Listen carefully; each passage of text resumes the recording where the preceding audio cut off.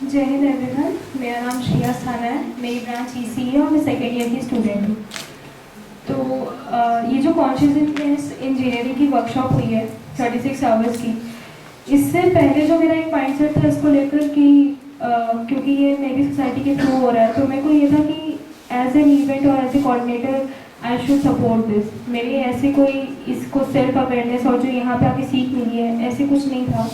यहाँ पर आकर जो मेरे डेली लाइफ की जो मैं मेन चीज़ को फेस कर रही थी वो एज ए प्रॉब्लम, यहाँ पे आकर मैंने वो चीज़ देखी है। फर्स्ट ऑफ ऑल कि यहाँ पर आकर मैंने अपनी ओवर थिंकिंग पे कंट्रोल बहुत ज़्यादा करा है। जो चीज़ मतलब मैं पहले डेली लाइफ में किया करती थी, जो मैं बिल्कुल ही फोकस नहीं करती थी, वो थी मेरी सेल्फ अवेयरनेस।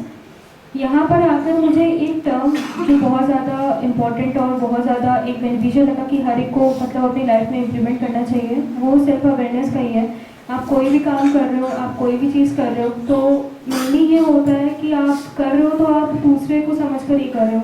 कि आपको वो काम दिया गया है, आप इससे दूसरों का क्या फ़ायदा होगा, दूसरों पर क्या इम्पैक्ट वो चीज़ डालेगी।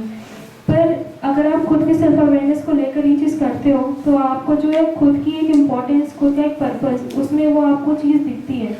आजकल की जो पूरी जनरेशन है और जो भी पूरी यूथ है, उसमें मेन प्रॉब्लम यही लोग फेस कर रहे होते हैं कि उनका पर्पस क्या है लाइफ में, वो अपनी चीज़ों को कैसे टैकल करें। तो मेनली लोग क्या करते हैं कि अपने कोई मेंटर ढूंढ रहे होते हैं जिनमें उनका बहुत ज़्यादा टाइम एकदम चल नहीं जाता है। मेन चीज़ अगर कोई अपने पे फोकस करके उस चीज़ को देखेगा और ढूंढेगा तो उसको ये चीज़ नजर आएगी कि अगर वो खुद को लेकर अवेयर है, खुद की एक्शंस और खुद की थिंकिंग, उसकी सेल्फ बिलीफ को लेकर अवेयर है, तो उसको वो चीज़ का मेन इंपॉर्टेंस समझ में आने लग जाएगा और वो चीज़ अपने अकॉर्डिंगली टैकल कर पाएगा। सेकेंडली जो ये चीज़ थी कि मैं पहले बहुत ज़्यादा अपने एक्शंस को लेकर मेरा माइंडसेट ही यही रहता था कि अगर ये चीज़ मैं कर रही हूँ तो फिर कोई लोग तो नहीं देख रहे, मतलब ये चीज़ बहुत ज़्यादा थी मेरे अंदर।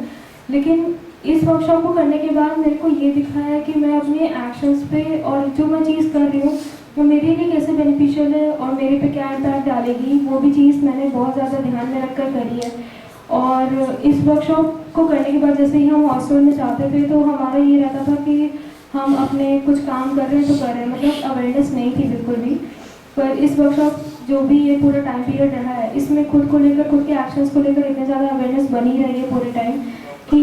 जो चीज़ मैं लोगों तक पूछती थी, मैं चीज़ों को बताती थी लोगों में कि कहीं से उनसे उनके थ्रू मुझे उस चीज़ का आंसर मिल जाए, वो एक्चुअली सेल्फ इवैल्यूएशन करने पर ही मुझे ये रियलाइज़ हुआ कि वो चीज़ मेरे पर ही है और उस चीज़ का सलूशन भी मुझे खुद ही मिला।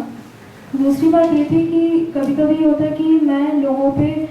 ऐसे उनसे इंटरेक्ट करती थी कि जैसे मेरी कोई फ्रेंड है, वो कोई आकर किसी दूसरे पर्सन के बारे में मेरे दिमाग में कुछ और नेगेटिव थॉट डाल दे और मेरे एक्शंस भी थ्रू उस इंसान के लिए वही होते थे। लेकिन इस वर्कशॉप के बाद मुझे ये रियलाइज़ हुआ कि मैं अगर लोगों से इंटरेक्ट कर रही हूँ तो उनका एक्शंस मेरे थ्रू कैसा है, वो मेरे से कैसे बिहेव कर रहे हैं, वो मेरे से कैसे एक मतलब अपना बिहेवियर रख रहे हैं। तो उस चीज़ पे ना इवैल्यूएट कर कर मैं अब अपने के थ्रू, मतलब जैसे मेरा उनसे बिहेवियर है, वो चीज़ पे ज़्यादा फोकस रही हूँ। और इससे बहुत से रिलेशंस ऐसे पहले रहे हैं जिनसे मैंने मतलब अपने रिलेशंस हटा दिया या फिर ना के बराबर रखा। तो अभी भी वो चीज़ मुझे रियलाइज़ होती है कि मुझे वो नहीं करना चाहिए था, पर अभी से ये माइंडसेट मेरा बना है और इस वर्कशॉप के लिए मैं बहुत ज़्यादा थैंकफुल रहूँगी अपनी लाइफ में, क्योंकि जो चीज़ मैं लोगों तक जाती थी कि वो उनसे आंसर मिल जाए, अब वो चीज़ मुझे खुद ही मिल रही है। खुद चीज़ों पे, खुद पे एक फोकस करने का मौका मिला है जो हर एक को अपनी लाइफ में करना चाहिए।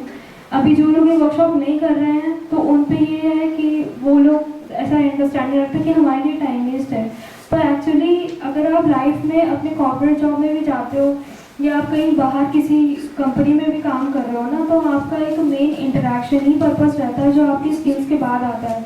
लोग अभी बहुत ज़्यादा फोकस्ड है अपने टेक्निकल स्किल्स पे और इन सब को लेकर उनको लगता है कि उनकी लाइफ का मेन जो पर्पस है वो यही है। लेकिन इसके बाद अगर आप इस बेसिस पे जाकर अगर लोगों से इंटरेक्शन ही मेन रहता है, आप अपना बिहेवियर कैसे रखते हो, आप उनसे इंटरेक्ट कैसे करते हो, अगर आपके थ्रू एक राइट अंडरस्टैंडिंग नहीं है, लोगों को इवैल्यूएट करने की वो समझ नहीं है, तो आप वो जो स्किल्स भी आप डेवलप कर रहे हो ना, वो भी आपके फिर कोई पर्पस उससे रहता नहीं है। तो जो लोग अभी ये बहुत ज़्यादा अपने स्किल्स पे काम कर रहे हैं, आप करो, ऐसा कुछ नहीं है, लेकिन इस वर्कशॉप को भी एक बार आके करो, क्योंकि आपकी लाइफ में ये जो 4 साल आप इतने ज़्यादा स्किल्स पे लगा रहे हो ना, अगर आप एक दिन का भी अगर आप 2 घंटे भी इस पर ले दोगे तो आपकी लाइफ में बहुत बड़ा इम्पैक्ट ये डालेगा, जिससे आपको जो चीज़ें हैं वो समझ में आएंगी और बहुत ज़्यादा आपके लिए बेनिफिशियल रहेंगी। रही बात फैमिली की, तो फैमिली में भी मेरा पहले तो ये रहता था कि मुझे असाइनमेंट्स मिलते थे, प्रोजेक्ट्स मिलते थे करने को, तो मैं अपने सिस्टर्स या मम्मी पापा को भी अपना टाइम नहीं दे पाती थी। पर इधर जो जितनी भी वर्कशॉप हुई है उसमें भी मतलब मेरे को ये समझ आया कि उन्हें टाइम देना बहुत ज़्यादा बेनिफिशियल है, क्योंकि वो मेरी लाइफ के बहुत मेन पार्ट भी हैं। और कभी कभी ऐसा भी होता रहा है कि मेडिटेट करते टाइम भी मुझे बहुत ज़्यादा सेल्फ डिस्ट्रक्शन भी महसूस हुआ, जिसके थ्रू फिर ये लगता था कि मैं उसी थॉट्स के साथ चली जाती थी, खुद पे फोकस नहीं रहता था। पर फिर एक रिमाइंडर अंदर से आ रहा होता कि नहीं, खुद को लेकर सेल्फ अवेयर रहना है, तो अब वो चीज़ें बहुत ज़्यादा रही हैं और इसके थ्रू मेरे लाइफ में अब जो भी मैं एक्शंस कर रही होती हूँ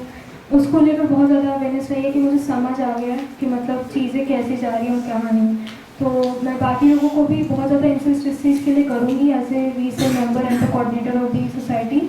कि आप यहाँ पर आओ, इस चीज़ को एक बार नहीं, एटलीस्ट एक दिन में बस 2 घंटे इसको करके देखो, आपकी लाइफ में बहुत ज़्यादा इम्पैक्ट डालेगा। Thank you.